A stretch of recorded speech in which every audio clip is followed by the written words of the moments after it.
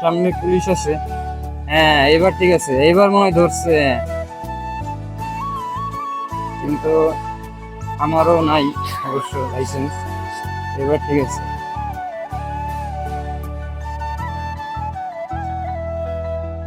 ও ভাই, আমারও লাইসেন্স নাই।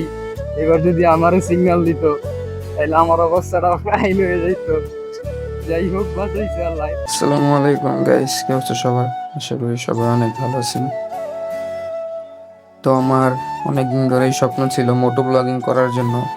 তো আসলে ফ্যামিলির সাহায্য ছাড়া নিজের পায়ে দাঁড়িয়ে মোটো ব্লগিং এর সব কিছু রেডি করছি।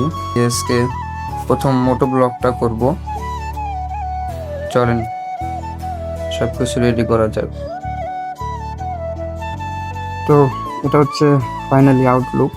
আসলে ক্যামেরার পজিশনটা কি ঠিক আছে কিনা অবশ্যই সবাই কমেন্ট করে জানাবেন। এই কারণে প্রথমে আমি ফার্স্ট টাইম ব্লগ করতেছি, সেই কারণে একটু অ্যাডজাস্ট করতে সময় লাগবে। যাই হোক, এই হচ্ছে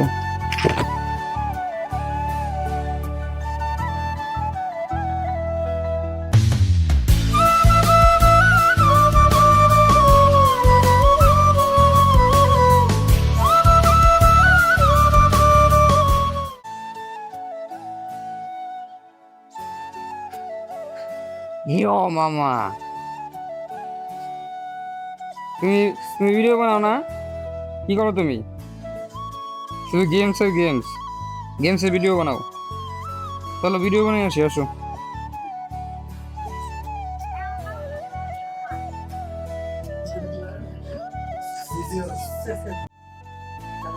কি বানাই দিছে?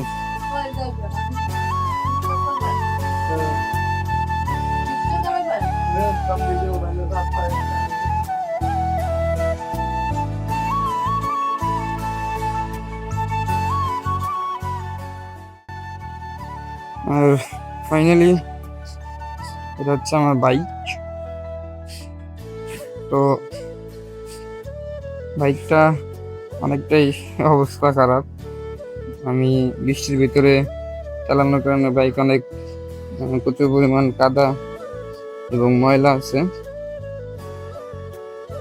আর বাইকটা আমি একটা বাংলার টেসলার সাথে অ্যাক্সিডেন্ট করার পরে এটার ডিসপ্লে একদম শেষ, এবং কি সামনের পুরোটাই শেষ হয়ে গেছিল।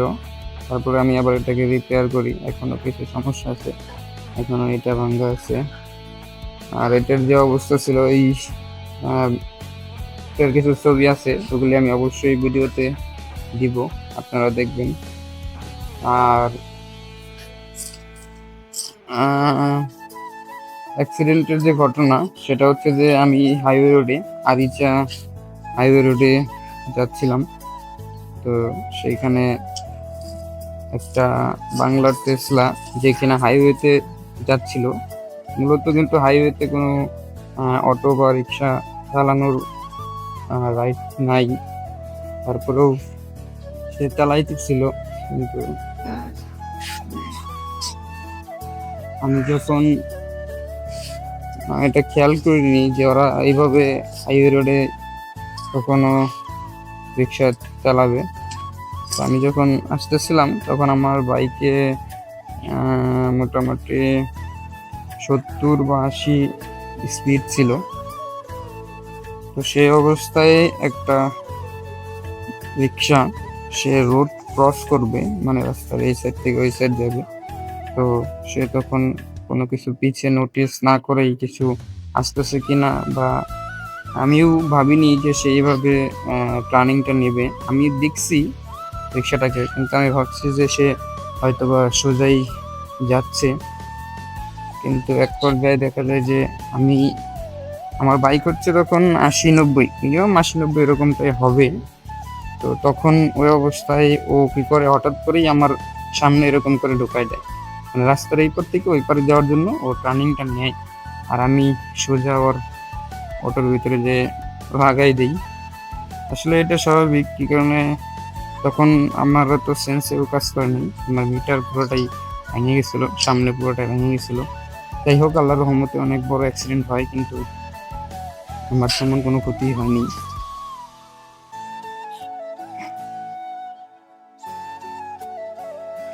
চেষ্টা করছি বাইকটাকে রিকভার করার জন্য।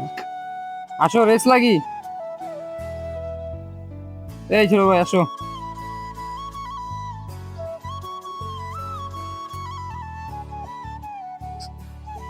কি লাগবা রেস লাগবা? যেটা ছিলাম যে অবশ্যই আপনারা যখন রাস্তায় বের হবেন আমাদের বাংলাদেশের নতুন বাংলাদেশি টেসলাদেরকে অ্যাভয়েড করে চলার চেষ্টা করবেন, কারণ ওরা খুবই ডেঞ্জারাস ভাই, খুবই ডেঞ্জারাস। আমি বিগত 2-3 বছরে যা দেখছি বাংলাদেশে বেশিরভাগ অ্যাক্সিডেন্টগুলি এই অটো রিক্সার কারণে হইতেছে। তো যারাই বাইকার আছেন সবারকেই বলবো আমি ভাই, প্লিজ আপনারা এই রিক্সাওয়ালা কিংবা এই রিক্সাগুলি আপনারা অ্যাভয়েড করে চালানোর চেষ্টা করবেন। যখনই কোনো রিক্সা দেখবেন তখনই গাড়িটাকে স্লো করার চেষ্টা করবেন। আর ওদের কোনো নির্দিষ্ট কোনো রুলস নেই, ওরা যে কোনো রুলসের উপরে যাবে তা নেই। ওরা যেখানে খুশি সেখানে চলে যাবে, যেরকম ইচ্ছে সেরকম গাড়ি চালাবে। যাই হোক, ওদের নিয়ে আর কিছু বলার দরকার নেই। আমার যা ক্ষতি হয়েছে সেই ক্ষতিটা আপনাদের হোক চাই না আমি। আর আমার এই ক্ষতিটা অনেক বড় একটা ক্ষতি, কারণ আমার ফ্যামিলির কোনো ব্যাকআপ আমি নেই না। আমি সব কিছুই আমার নিজের টাকা দিয়েই করি। আমি ফ্রিল্যান্সিং করি, আমি অনলাইনে কাজ করি, সেখান থেকে কিছু একটা অ্যামাউন্ট পাই। যাই হোক, যেটা দিয়ে আমি চলতে পারি এবং কি আমার এই স্বপ্নগুলো আমি পূরণ করতে পারতেছি। নেক্সট ভিডিওতে আমি অবশ্যই আমার কাজ সম্পর্কে আপনাদেরকে বিস্তারিত দিব।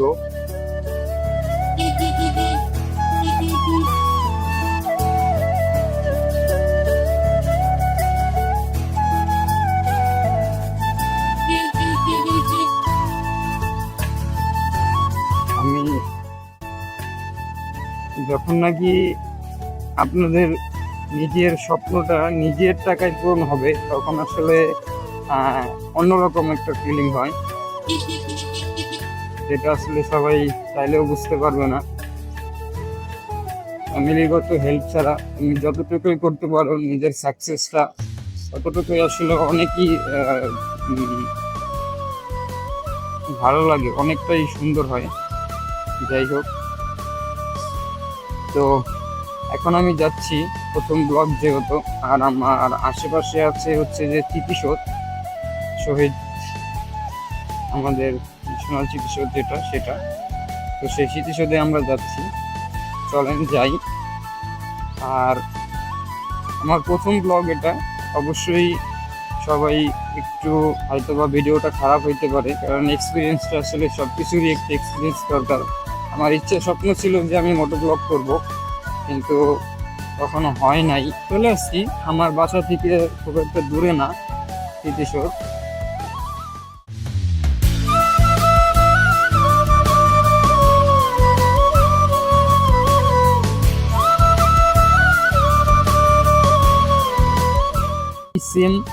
সেমভাবেই আমি যাইতেছিলাম রাস্তা দিয়ে, এরকমই রিক্সা যাইতেছিল। তো ও কী করে হুট করে রিক্সাটা এভাবে টার্নিং নেয়।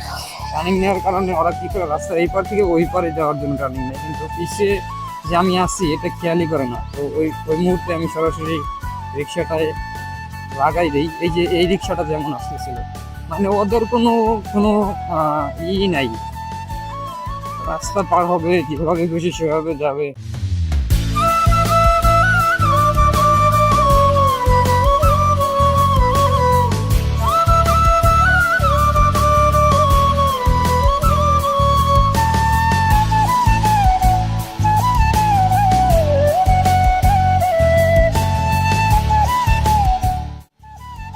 এই হইতেছে পরিস্থিতি। এই গেটটি খোলা আছে না, এই গেটটা খোলা নেই।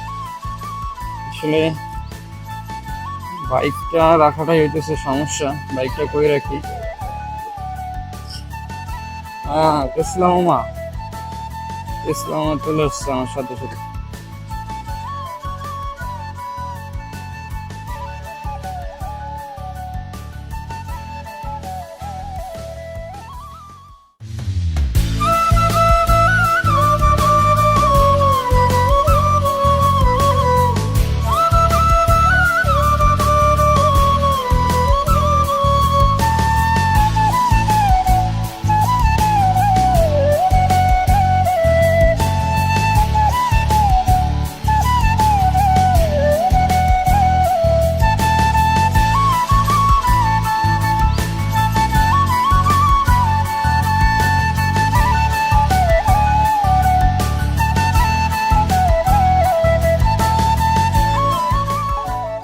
দেখেন দেখেন ওরা কিভাবে রাস্তা ক্রস করতেছে আসলে, মানে আমার অ্যাক্সিডেন্ট হওয়ার পর থেকে এই অটো রিক্সার প্রতি যে এত মানে মন মানসিকতাটা খারাপ হয়েছে যে ওদের কোনো মানে নির্দেশনা কোনো কিচ্ছু নাই। ওদের যেখানে খুশি সেখানে চলে যাবে, যেখান দিয়ে খুশি সেখান দিয়ে রাস্তার কোনো আইন কানুন কোনো কিচ্ছুই মানবে না ওরা। ওদের মানে কোনো কিচ্ছুই নাই, কোনো রুলস নাই, কোনো কিচ্ছু নাই। ওদের দেখার মতো কেউ নাই, কেউ কিছু বলেও না। আসলে এটাই সমস্যা। সামনে পুলিশ আছে। হ্যাঁ এবার ঠিক আছে, এবার মনে হয় ধরছে। কিন্তু আমারও নাই অবশ্য লাইসেন্স। এবার ঠিক আছে।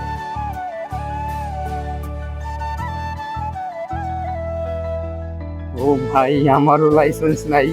এবার যদি আমারও সিগন্যাল দিত তাহলে আমার অবস্থাটা ফাইল হয়ে যেত। যাই হোক, বাঁচাইছে আল্লাহ।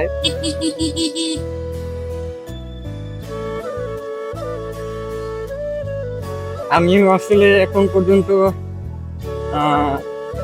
লাইসেন্স পাইনি, বাট 1 সপ্তাহের ভিতরে পাবো। আমার বাইকের ব্যাংক জমা, আমার ড্রাইভিং লাইসেন্সেরও সব কিছু করা শেষ, এক্সাম টেক্সাম সবই দেওয়া শেষ ইনশাল্লাহ মোটামুটি। আর এই হচ্ছে সেনা, আমি রিসেন্টলি পাবো আমার লাইসেন্সগুলো। এই হচ্ছে সেনা মার্কেট। আজকের ওয়েদারটা আসলে অনেক সুন্দর, কিন্তু পুলিশ আজকে মনে হয় না কাউকে ঢুকতে দিবে, কারণ আজকে অনেক রকমের ভিআইপি আসছে। যাই হোক, আপনারা যদি স্মৃতিসৌধ নিয়ে ব্লগ চান তাহলে আমি করব, অবশ্যই কমেন্টে জানাবেন। যাই হোক, আজকের ভিডিওটা তাহলে এই পর্যন্তই করি। দেখা হচ্ছে নেক্সট দিন হবে।